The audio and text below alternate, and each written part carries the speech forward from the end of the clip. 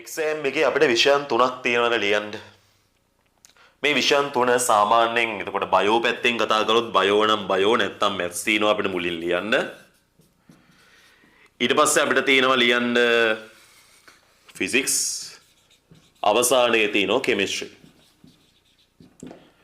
ගොඩක් අවුරුදු වල වෙන වැඩක් තමයි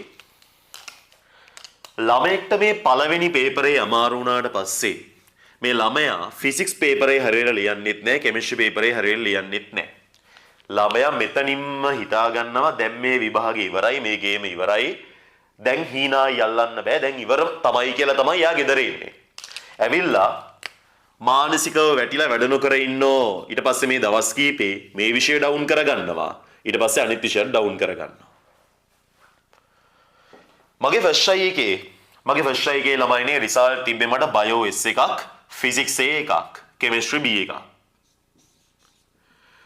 එතකොට මම ඇත්තටම මේකට S එකක් ආවට මම ගියේ ළමයි මේකට F සාමාර්ථයක් ගන්න. ඒකට මම මුකුත් දන්නේ නැහැ ජීව විද්‍යාවේ.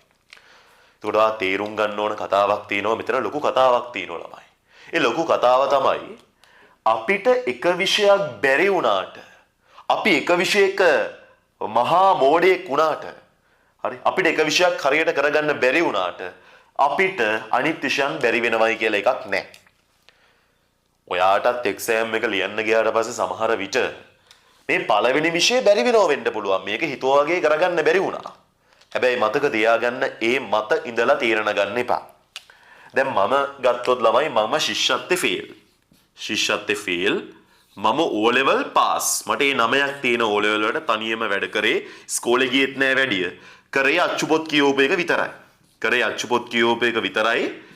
එතකොට මම ශිෂ්‍යත්වයේ ෆේල් වෙන්න පුළුවන්. ශිෂ්‍යත්වයේ ෆේල් කියන්නේ ළමයි මට ලකුණු තිබ්බේ හරිම අඩු ප්‍රමාණයක්. තේරුණාද?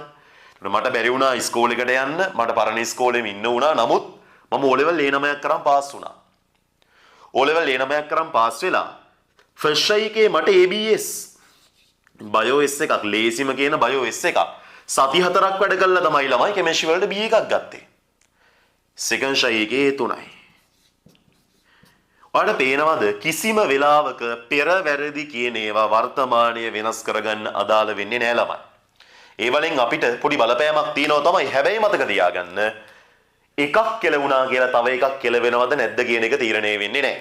දැන් මම O level A9ක් ගත්තාය කියලා කවදාවත් මට බැරි වුණානේ ෆස්ට් වෛද්‍ය පීඨයකට යන්න. විශ්වාස කරන්න දරුවනේ සති 4න් කෙමිස්ට්‍රි B එකකට ඇද්දයි කියන එක තමයි මාව මේ A3 ගන්න තල්ලු කරේ. කිසිම වෙලාවක ජීවිතේ Tamanට නොලැබෙන දේ බැරි වුණ දේ ගැන විතරක් හිතන්න එපා. දැන් මේ Tamanට බැරි වෙන විෂයක් ඇතුලේ, Tamanට කෙලවෙච්ච විෂයක් ඇතුලේ Taman කරපු මොකක් හරි දෙයක් තියෙනවා. සතුටු වෙන්නේ ගැන. MCQ කොච්චර ගණන් කරන්න එපා කිව්වත් ළමයි ඇවිල්ලා ගණන් කරනවා.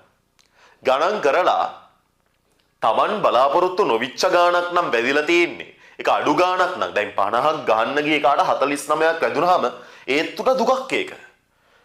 ඔයා දකින්න මගේ 49ක් හරි කියන එක එකක් වැරදි කියන එක නෙමෙයි.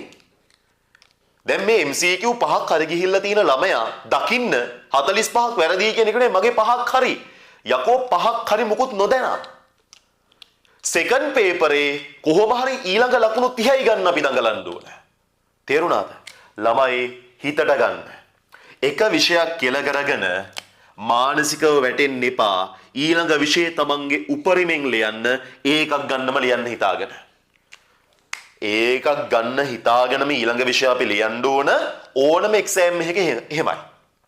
තමන්ට එකක් බැරි වුණයි කියලා අනිත් ඒවා කෙලවෙන්නේ නෑ ළමයි. එහෙම වෙන්නේ නෑ. තව එක දෙයක් කියන්නම්. කිසියම් පේපර් එකක් අමාරු වෙනවාය කියලා කියන්නේ ඊළඟ පේපර් ඒ තරම්ම අමාරු වෙනවාය කියන එක නෙමෙයි. එහෙම එකකට එකක් සම්බන්ධයක් නැහැ. ඔයා වැඩ කරද්දි හිතේ තියාගන්න ඕන කතාව තමයි කිසිම වෙලාවක තමන්ව පල්ලෙහාට දාලා තමන්ට බෑ කියන මට්ටමේ ඉඳලා තීරණ ගන්න එපා. ඔයාට එක විෂයක පොඩ්ඩක් හිතුවා වගේ කරගන්න බැරි වුණාය කියන එකෙන් ඔයාගේ ප්‍රතිඵලය කියන එක දැම්මම තීරණය වෙලා නැහැ. ජීවිතේ තමන්ට එක තැනක බැරි වුණාය කියලා අනිත් තැන් බැරි වෙන්නේ නැහැ ළමයි. හරි?